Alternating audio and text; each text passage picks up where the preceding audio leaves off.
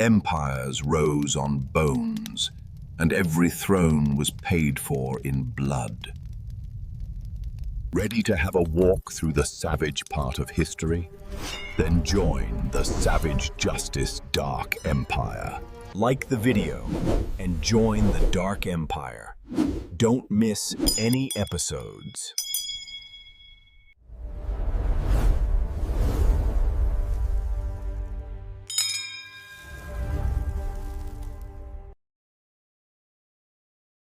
The gates groaned open.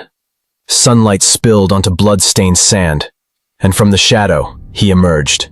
Not a man, not yet, just muscle, chain, and silence.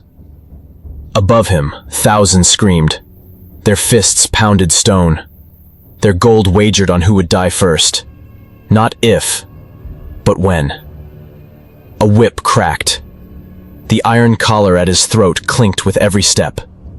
Another man waded across the ring, armed, armored, grinning. Spartacus had no name here, no rank, no past, just pain. The horn blared. The fight began. The armored man lunged, but Spartacus moved like something unchained inside him had been waiting. One strike, two, a knee to the gut, a headbutt to the jaw, and then silence. The crowd gasped. The victor stood over a broken body, breathing hard, still chained, but no longer unknown. Rome was more than marble and empire. It was hunger. Hunger for power. Hunger for blood. The Colosseum wasn't a place. It was a machine, a furnace that fed on bodies, on pain, on screams. Gladiators were not men. They were entertainment, slaves in costumes, flesh wrapped around fear. The crowd didn't care who they were, only how well they died. And above them all, in velvet-draped balconies, senators sipped wine as blades sliced open bellies below.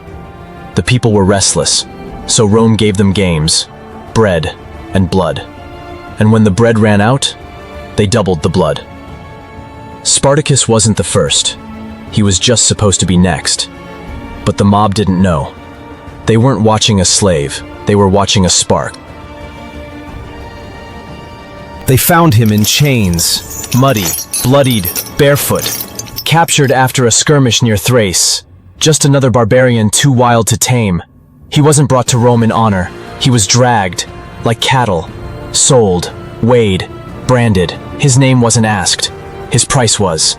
They didn't buy Spartacus the man. They bought a body. Tall, strong, scarred, perfect for the pit. The lanista, the master of the ludus, grinned. He'd seen this before. Muscle, fire, rebellion. He liked it, because fire made for better fights. Spartacus was thrown into a cell, given stale bread, a bucket, and one rule: kill or die. There was no escape. Only one door out, and it led back to the arena. The training yard reeked of sweat and rot. Here, men became monsters, or corpses. Every morning, the whip cracked. Every night, the weak were carried out. Some prayed, some begged. Spartacus did neither. He watched, listened, waited. They taught him how to kill with a gladius, how to bow before death. But he held on to one thing they couldn't break: his silence. In the dirt and blood, he met others: Crixus, Gannicus, Castus, different tongues, same fire. They didn't train to perform. They trained to survive. And under that hot Roman sun, they stopped being strangers. They became something more. In the shadows of the ludus, the whispers began, low, careful, dangerous. We could run. We could fight. We could burn it all. A broken spear hidden under straw, a loose chain link fulfilled each night, a glance that lasted a second too long. The guards laughed. They always laughed. But rebellion doesn't start with fire. It starts with a look, a nod, a whisper. And Spartacus was listening. It wasn't grand. It wasn't glorious. It was quiet, suicidal, and necessary. During the changing of the guards, they would strike. One guard, one key, one shot. If it failed, they'd die as slaves. If it worked, they'd die as men. Spartacus sharpened a bone into a blade. Crixus broke a chain loose from the wall. 30 men stood ready. That night, thunder rolled above the barracks. But the real storm was inside the cells. They didn't sleep. They breathed like wolves in a cage. Each heartbeat was a drum. Some prayed. Some clenched fists. Some kissed tokens of lost wives, lost children. Spartacus didn't give a speech. He just said 2 words. Tonight. Freedom. And when the torchlight approached the gate, no one flinched. The world would remember their choice, even if it never remembered their names. The gate opened. Too slow, too loud. A scream. Then steel met flesh. They didn't run. They stormed. Like animals who remembered. They were once men. The barracks became a butcher's den. Torches fell. Oil spilled. Flames rose. By dawn, 70 slaves stood outside the burning ludus, weapons in hand, eyes wild, hearts free. Rome would call them fugitives, but history would remember them as the beginning. Rome laughed. Slaves with sticks, farm boys with knives, a momentary nuisance. Senators sipped wine, generals sneered. No need for legions, they said. They sent a local patrol, poorly armed, arrogant. It didn't return. Then they sent 100, then 200, and each time, the dead came back with Roman armor on their corpses. The mountains echoed with chants. Fugitives came in droves.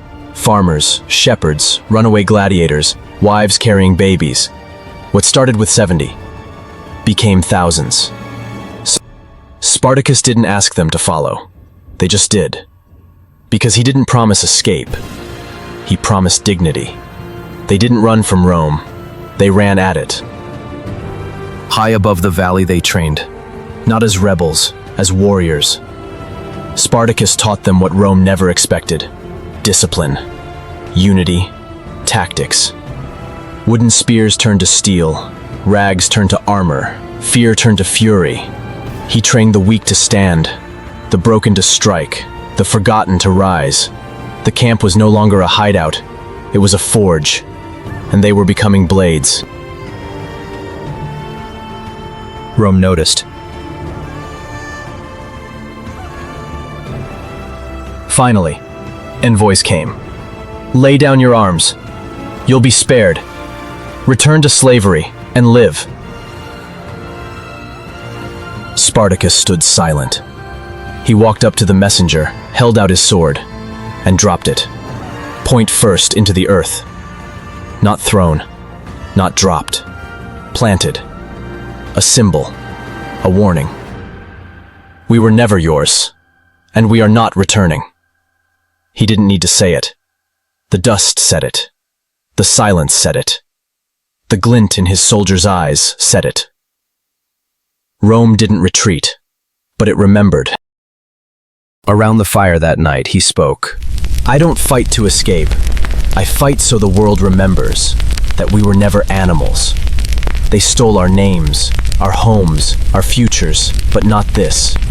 He raised his hand, scarred and clenched. This is ours. His army didn't cheer.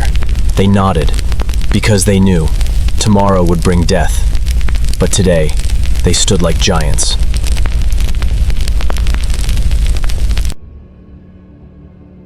They descended like smoke. Roman camps burned, outposts collapsed, trade routes bled. Spartacus didn't just defeat soldiers, he unraveled Rome's control. Markets closed, crops went unharvested, whispers spread through villas like plague. And still, Rome hesitated. They couldn't believe it. How could a slave undo an empire? They weren't soldiers. They were brothers. They ate together, bled together, buried their dead with calloused hands. There were no ranks, no pay, only loyalty. They wrote no laws, but broke all chains. And when one fell, they mourned like kings had died, because freedom was finally shared.